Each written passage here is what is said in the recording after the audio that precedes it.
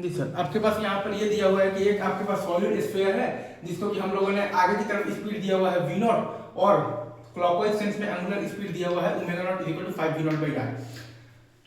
और ये सरफेस का आपके पास basically coefficient of the kinetic frictional force दे रखा है कि म्यू है। तो जैसे कि आप देख पा रहे हैं कि यहाँ पर आपके पास v is less than omega R है। आप देख पा रहे हैं कि यहाँ पर आपके पास v is less than omega R है। तो अगर आप बॉटम मोस्ट पॉइंट को ध्यान से देखेंगे तो वो ग्राउंड के रेस्पेक्ट में बैकवर्ड डायरेक्शन में जा रहा है। अगर आप यहाँ पर बॉटम मोस्ट पॉइंट पर ध्यान देंगे ना सर, तो वो ग्राउंड के रेस्पेक्ट में बैकवर्ड डायरेक्शन में जा रहा है। मैं ये कह रहा हूँ कि अगर आप यहाँ पर बॉटम मोस्ट पॉइंट पर ध्यान देंगे ना सर, तो ग्राउंड के रेस्पेक्ट में बैकवर्ड डायरेक्शन में जा रहा है। मतलब कि बैकवर्ड स्वीपिंग है तो काइनेटिक फ्रिक्शन फोर्स आप क्या फॉरवर्ड डायरेक्शन में लगेगा to make v equal to omega. मैंने यहाँ पर ये कहा कि अगर आप यहाँ पर बॉटम मोस्ट पॉइंट पर ध्यान देंगे ना सर, तो वो आपका तो ग्राउंड के रेस्पेक्ट में तो बैकवर्ड डायरेक्शन में जा रहा है। मतलब कि आपके पास यहाँ पर बैकवर्ड स्वीपिंग है तो काइनेटिक फ्रिक्शनल फोर्स आपका लगेगा यहाँ पर फॉरवर्ड डायरेक्शन में लगेगा to make v equal to omega.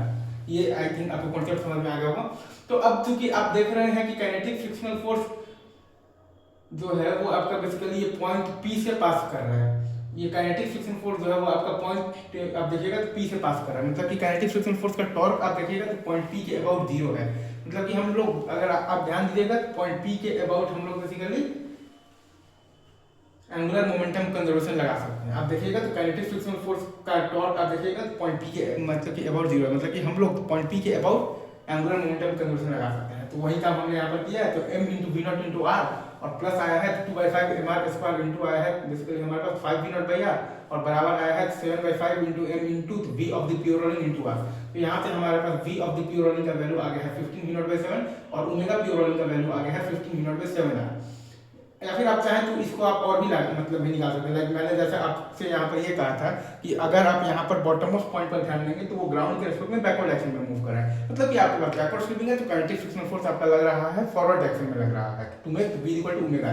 तो आप अगर चाहें तो v at any time t आप लिखिएगा तो क्या लिखिएगा तो v naught plus mu g आप लिखिएगा v at any time t आप लिखिएगा v नॉट और प्लस लिखिएगा क्या म्यू gt और बराबर अगर आप ध्यान दीजिएगा तो omega at any time t आप क्या लिखिएगा omega at any time t आप लिखिएगा मतलब ये initial 5 v not by R तो है ही है और माइनस मतलब कि इसलिए क्योंकि काइनेटिक फ्रिक्शनल फोर्स जो है वो आपका बेसिकली ओमेगा को घटाने का काम कर रहा है। यहाँ पर माइनस इसलिए है क्योंकि काइनेटिक फ्रिक्शनल फोर्स जो है वो आपका बेसिकली ओमेगा को घटाने का काम कर रहा है। माइनस और अल्फा आता है आपके पास टॉर्क बाई आई तो म्यू mgr बाई आई है आपके पास 2/5 mr square into t alpha t।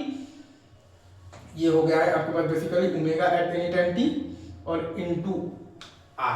तो ये लगाने से और बेसिकली हमारे पास ये वो टाइम आया है जब आपका प्योर रोलिंग स्टार्ट होगा। तो t बराबर आपके पास आया है 8 v नॉट बाई 7 vg। ये आपके पास मतलब तो वो टाइम आया है तो जिस टाइम पर आपके पास प्योर रोलिंग स्टार्ट होगा। तो t बराबर आपके पास आया है 8 v नॉट बाई 7 vg और आपके पास तो v प्योर रोलिंग का वैल्यू आ जाएगा वहीं से 15 v नॉट बाई 7 और ओमेगा प्योर रोलिंग आ जाएगा आपके पास 15 v नॉट बाई 7 है।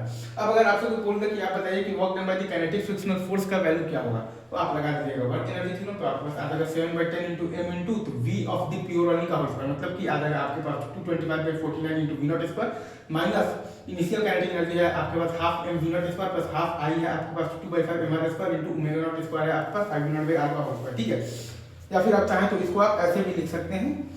अगर आप ध्यान दीजिएगा अगर आप में ज्यादा दिमाग है तो integral of f dot ds से लिखिएगा तो omega r minus v into dt से स्वीपिंग हो रहा है। यहाँ पर आपके पास बैकवर्ड स्वीपिंग हो रहा है मतलब कि omega r minus v into dt से स्वीपिंग हो रहा है। तो आप इसको इंटीग्रेट कर देंगे माइनस इंटीग्रल फ्रॉम 0 से लेकर 8 v नॉट बाई 7 vg और ये है आपके पास omega at any time t 5 v not by r minus है आपके पास 5 mu mg r t by है आपके पास 2/5 मतलब कि तो mr स्क्वायर इनटू r ये है आपके पास basically omega at any time t into r omega r minus और ये है आपके पास v at any time t है आपके पास v नॉट और plus mu gt into dt। इससे आपके पास तो स्वीपिंग हो रहा है और इनटू है आपके पास जो f का वैल्यू है आपके पास म्यू mg। तो आप ये इंटीग्रेशन भी करेंगे तब भी आपका मतलब कि आंसर आएगा सेम ही आएगा। ये चीज आप समझ गए। आगे बढ़ते हैं मूव ऑन।